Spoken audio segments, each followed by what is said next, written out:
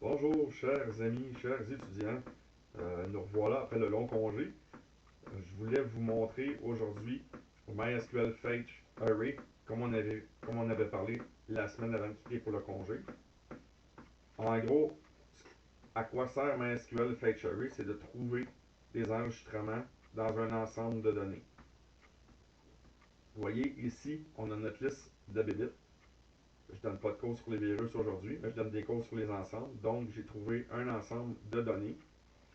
On peut voir une liste de bébés.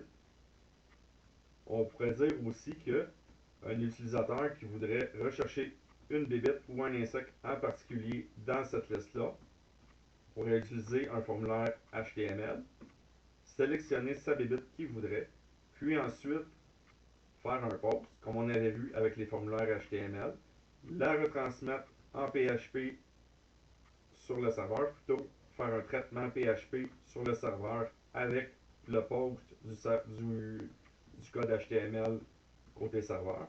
Puis ensuite de ça, on pourrait isoler notre bébite et trouver ses renseignements qui lui correspondent, comme par exemple son nombre de pattes, sa couleur, où est-ce qu'elle vit, etc. Donc, si on regarde le code en tant que tel, vous voyez, j'avais écrit un peu de code avant pour arriver à vous l'expliquer correctement parce que c'est quand même abstrait. Comme on peut voir, on avait parlé un peu de tout ça, on n'avait pas vu vraiment encore.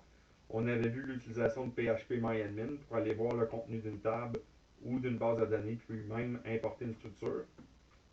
Donc, si on regarde le code ici, je vous ai mis la débite égale le choix utilisateur dans un formulaire précédemment posté ou envoyé ou soumis, comme on peut dire.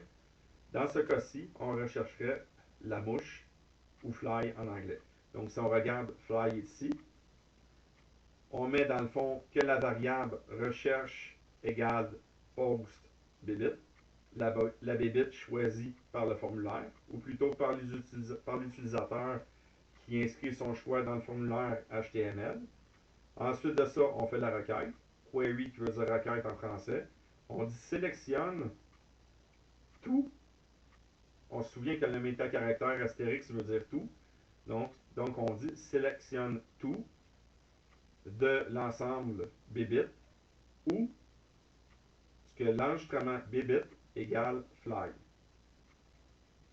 Donc, ensuite de ça, on demande de préparer MySQL avec sa connexion. On se rappelle qu'on avait vu aussi comment faire une connexion MySQL. On prépare la connexion. Un coup que la connexion retourne succès, on peut appliquer la requête. Donc, si on applique cette requête-là ici, on la traite avec la connexion, normalement, ce qu'il va faire, il va dire ici, il va compter dans le fond le nombre de records. Si oui, il y en a un, il va retourner dans le fond que c'est vrai. Donc, si maintenant, on va voir la fetch array, juste un instant.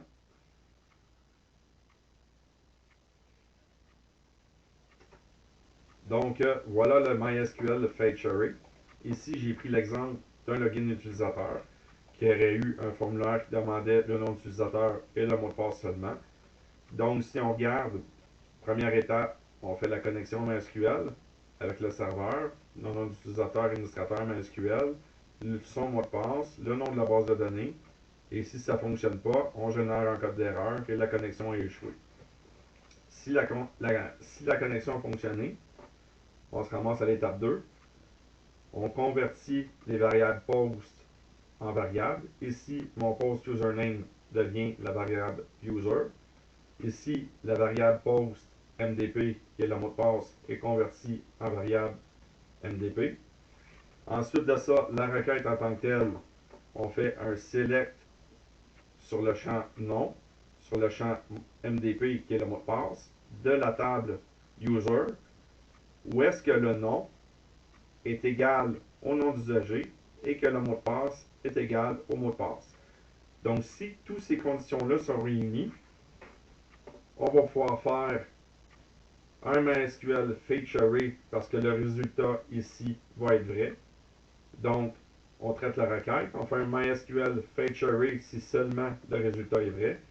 Et là, si la condition est vraie, on peut créer notre variable de session qui en fait va être le nom d'utilisateur contenu dans la variable user qui vient du post username qui est le traitement du formulaire HTML en PHP sur le serveur avec les données de la base de données.